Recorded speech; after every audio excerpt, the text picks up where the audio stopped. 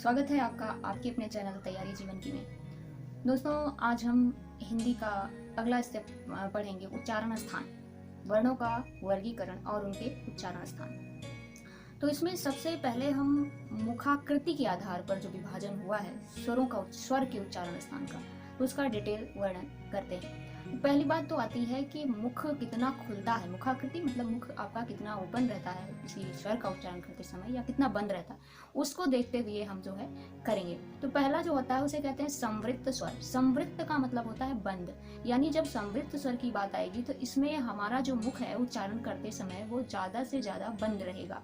यानी इसमें 4 का उच्चारण होता है, जैसे छोटी ई, बड़ी ई, छोटा ऊ, बड़ा ऊ। इसमें आप देख रहे हैं कि इनको बोलते समय जब आप बोल के देखिए तो आपका मुख का ज्यादातर जो भाग है वो बंद हुआ है, बहुत खुला नहीं है।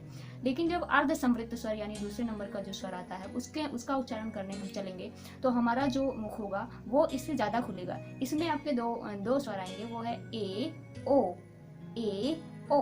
इसमें आप देख रहे हैं कि आपका मुख पहले यानी समृद्ध स्वर की अपेक्षा ज्यादा खुल रहा है अर्ध समृद्ध स्वर में। अगला जो उसका कैटेगराइजेशन है उसे कहते हैं अर्ध विवृत स्वर। इसमें हमारा जो मुख है वो अभी तक जो दोनों हमने देखा उनमें से सबसे ज्यादा, यानी हमारा मुख आधे से ज्यादा खुल जाएगा, इसीलिए इसे कहेंगे अर्ध विवृत स्वर। विवृत मतलब ऐसा समझिए कि खुला हुआ, समृद्ध मतलब बंद हुआ। अब हम इसमें बोल के देखेंगे, इसमें भी कुछ स्वर हैं, वो हैं ए, अ, ओ, औ। इसमें हम देख रहे हैं अर्ध विवृत स्वर में हमारा मुख का ज्यादातर भाग खुल जा रहा है। अब अगला और सबसे लास्ट जो इस पार्टीशन में है वो है विपरीत स्वर। इसमें हमारा मुख का जो द्वार है वो पूर्णतः खुल जाता है, इसीलिए इसे विपरीत स्वर कहते हैं। विपरीत मीन्स खुला और समृद्ध मीन्स बंद। अब आप ये चीज एकदम क्लियर कर लीजिए, समृद्ध मीन्स बंद और विपरीत मीन्स खुला। तो विपरीत स्वर है वो है बड़ा आ। बड़ा आ बोलते ही आपका मुख पूरी तरह खुल जाएगा, आम। ठीक है, तो ये हुआ मुखाकृति के आधार पर 4 भागों में स्वरों का विभाजन किया गया है। उनको जब बोलते हैं तो हमारे मुख की आकृति कैसी बनती है। चलिए, ये तो हो गया स्वरों के बारे। अब हम देखेंगे संपूर्ण वर्णों का स्वर व्यंजन सभी का जो उच्चारण स्थान क्या है और कहाँ से किसका उच्चारण किया जाता है। ये हमारे एग्जाम्स में पूछा जाता है कि जैसे मान लो उन्होंने कह दिया अ, तो अ का उच्चारण स्थान क्या है, कंठ, तालु, मूर्धा, और इसी तरह से कई ऑप्शन दे देंगे। तो हमें पता होना चाहिए कि कौन से वर्ण का उच्चारण स्थान क्या है। ठीक है, और इससे इतना ही नहीं, एग्जाम्स में तो मदद मिलती ही है, साथ में जब हम जान जाते हैं कि किस वर्ण का उच्चारण स्थान क्या है तो उसे बोलने में हमें काफ़ी आसानी होती है और हमारी जो वाणी की शुद्धता है वो बढ़ जाती है। इसलिए जब हम बोलते हैं तो एक अच्छा सा जो है वो साउंड निकलता है। तो इसलिए ये चीज़ तो जानना हमें बहुत ज़रूरी है, क्योंकि ये चीज़ें लोग ध्यान नहीं देते हैं। तो शा को सा बोलते हैं, फा को फा बोलते हैं, तो ये चीज़ें फिर जब कोई सुनता है तो उसको ऑकवर्ड फील होता है। दैट्स वाई हमें इसे थोड़ा डिटेल से सीखना चाहिए।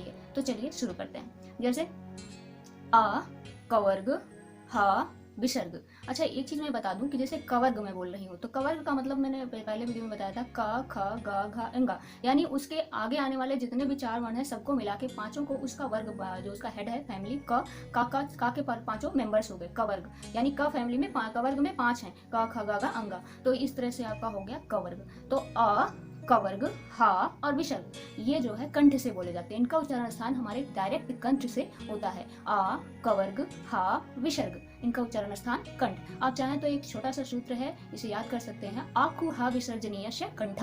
कोई जरूरत नहीं, अगर याद नहीं हो रहा है तो आप सिंपली यही समझिए, आ कवर्ग हा विसर्ग का जो उच्चारण है वो हमारे कंठ से होता है। अब बोल के देख लीजिए, अ, क, ह, तो सीधे हमारे गले से आवाज जो निकल रही है और हवा बाहर आ जा रही है, उसमें किसी और चीज की जरूरत नहीं पड़ रही, इसीलिए कंठ का।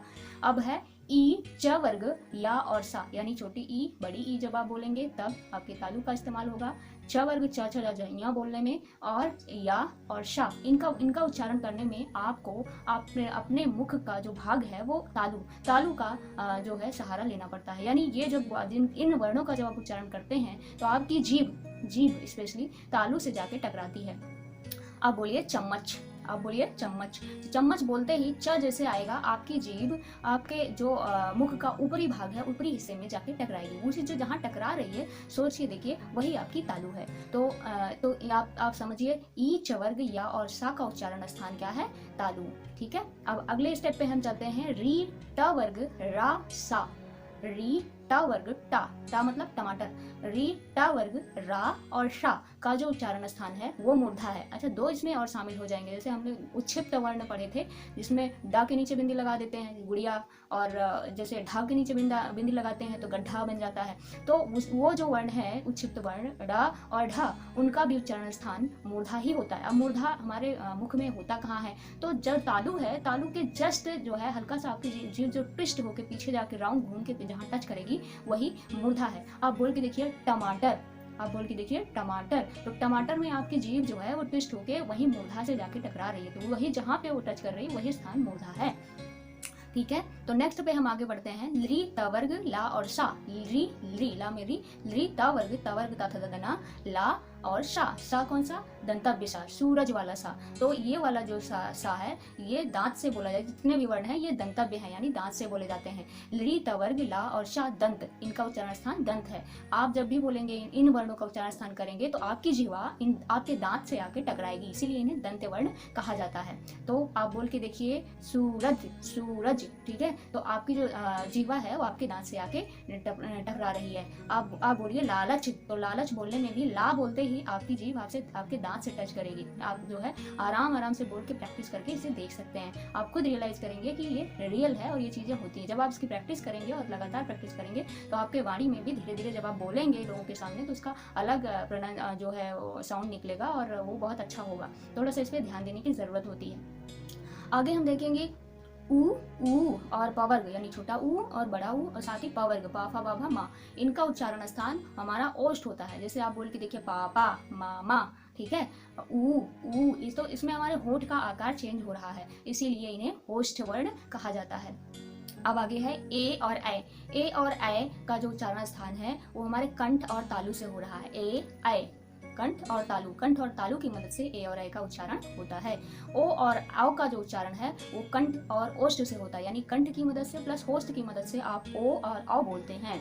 इसी तरह वा और फा मतलब वो वाला फा जिसमें नीचे नुक्ता लगा होता है, वा और फा, तो उसका उच्चारण स्थान दंत और ओष्ठ है, दांत और ओठ की मदद से हम उसे बोलते हैं। इसके साथ ही हम देखेंगे इंग्या या अड़ा ना मा, ये इनका जो उच्चारण स्थान है वो नासिका है, यानी नाक के सहारे इन वर्णों को